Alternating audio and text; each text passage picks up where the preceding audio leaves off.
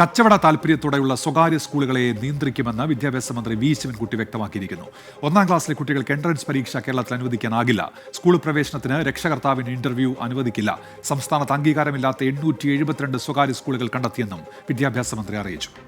കേരളത്തിന്റെ വിദ്യാഭ്യാസ രംഗത്ത് നിന്നും കച്ചവട മനോഭാവത്തോടുകൂടി നടത്തുന്ന ഒരു കൂട്ടം സ്ഥാപനങ്ങളുണ്ടെന്നുള്ള കാര്യം ഞാനിവിടെ രേഖപ്പെടുത്താൻ ആഗ്രഹിക്കുകയാണ്.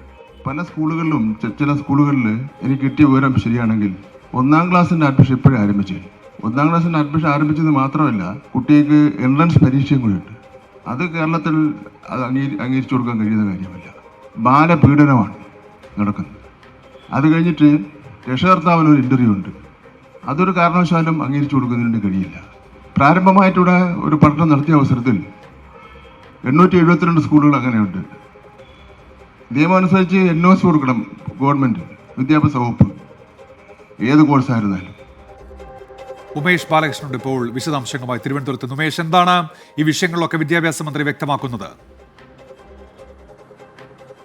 ഉന്മേഷ്, ഇനി അടുത്ത അക്കാഡമിക് ഇയർ ആരംഭിക്കാൻ ജൂണിൽ തയ്യാറെടുപ്പുകൾ ആരംഭിച്ചിട്ടുണ്ട്. എന്തായാലും അതിന് മുന്നോടിയായി സ്വകാര്യ മാനേജ്മെൻറ്റുകളുടെ കച്ചവട താല്പര്യത്തോടെ പ്രവർത്തിക്കുന്ന സ്വകാര്യ മാനേജ്മെൻറ്റുകളെ നിയന്ത്രിക്കാൻ ഒരുങ്ങുകയാണ് വിദ്യാഭ്യാസ വകുപ്പ്.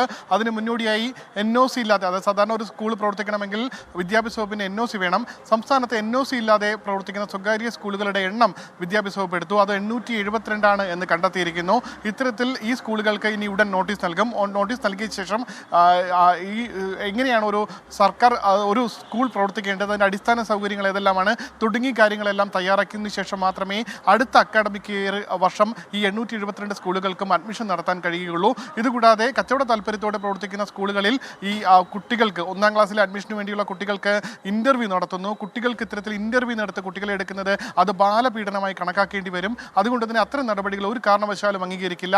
രക്ഷിതാക്കൾക്ക് ഇന്റർവ്യൂ നടത്തുന്ന നടപടികളും അംഗീകരിക്കാനാകില്ല എന്നും വിദ്യാഭ്യാസ മന്ത്രി വ്യക്തമാക്കുന്നു. ഇതുകൂടാതെ പുതിയ അക്കാഡമിക് വർഷത്തിൽ 2000-ഉം 3000-ഉം എല്ലാം PTA ഫണ്ട് എന്ന നിലയിൽ വാങ്ങാൻ പല സ്കൂളുകളും ശ്രമിക്കാറുണ്ട്. അത് സർക്കാർ സ്കൂളുകളും ചിലപ്പോൾ ഉണ്ടാകും. ഇത്തരത്തിൽ 2000-ഉം 3000 രൂപയെല്ലാം PTA ഫണ്ടായി വാങ്ങാനുള്ള അനുവാദം ഇനിയുള്ള അക്കാഡമിക് വർഷങ്ങളിൽ നൽകുകയില്ല എന്നുള്ള ശക്തമായ നിലപാടാണ് വിദ്യാഭ്യാസ മന്ത്രി പ്രഖ്യാപിക്കുന്നത്. ശരി, ഉമേഷ് ബാലകൃഷ്ണനാണ് തിരുവനന്തപുരത്ത് നിന്ന് വിവരങ്ങൾ നൽകിയത്.